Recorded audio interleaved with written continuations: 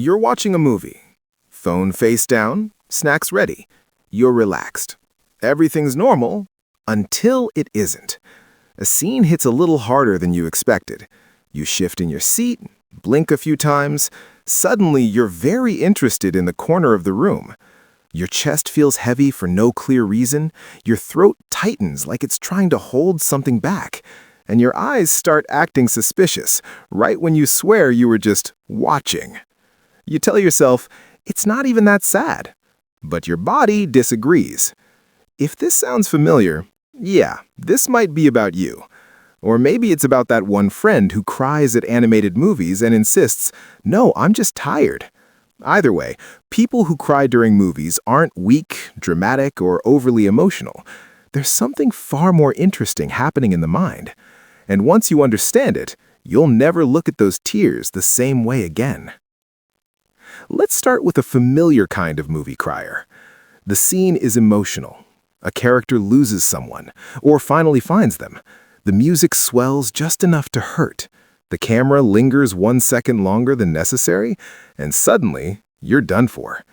This type of person is deeply empathetic. Not loud about it, not always obvious in daily life, but internally, their brain is constantly mirroring the emotional states of others.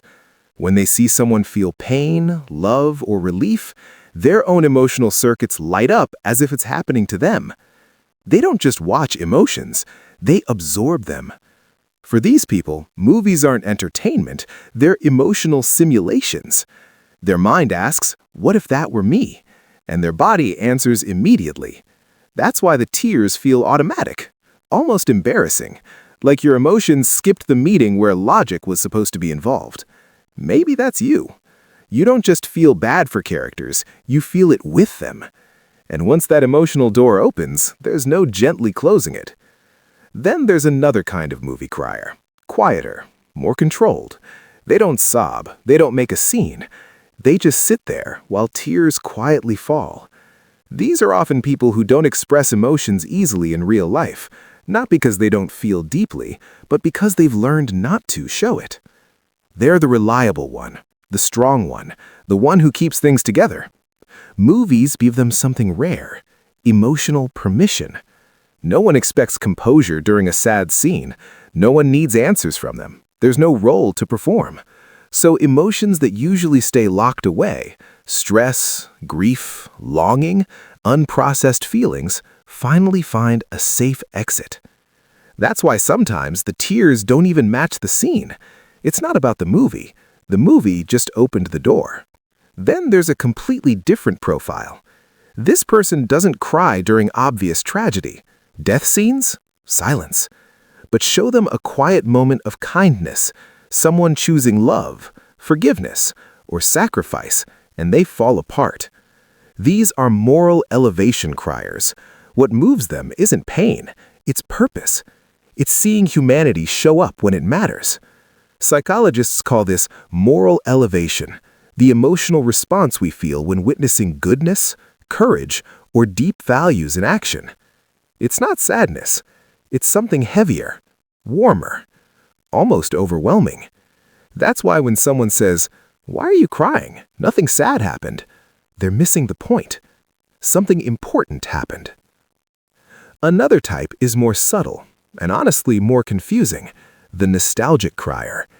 The scene itself might be mild, but suddenly your mind drifts. A memory surfaces, an old version of yourself, someone you haven't spoken to in years, a life moment you didn't realize you still carried.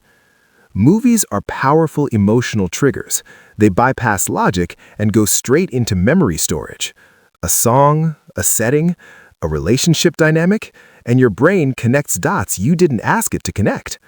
You're not crying because of the movie. You're crying because the movie reminded you of something personal, something unfinished.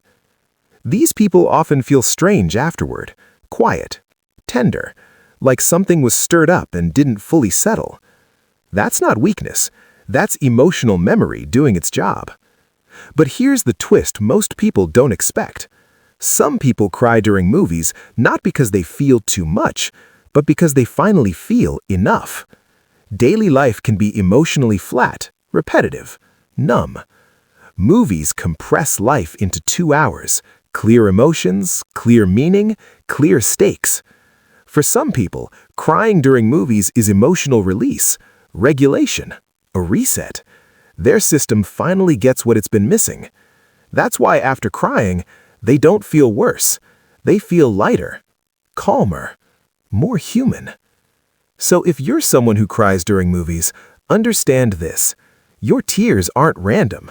They reveal what you value, what you miss, what moves you, what your inner world looks like when it's allowed to speak. And if you don't cry during movies, that doesn't mean you're cold. It just means your emotions travel a different path. But if you do, maybe you're more empathetic than you thought, more reflective, more emotionally aware than you give yourself credit for. So next time a tear sneaks out during a movie, don't rush to wipe it away like it's embarrassing. Pause. Ask yourself what really moved you. Was it the loss? The love? The memory? Or the part of you that finally felt seen? Which one sounded most like you?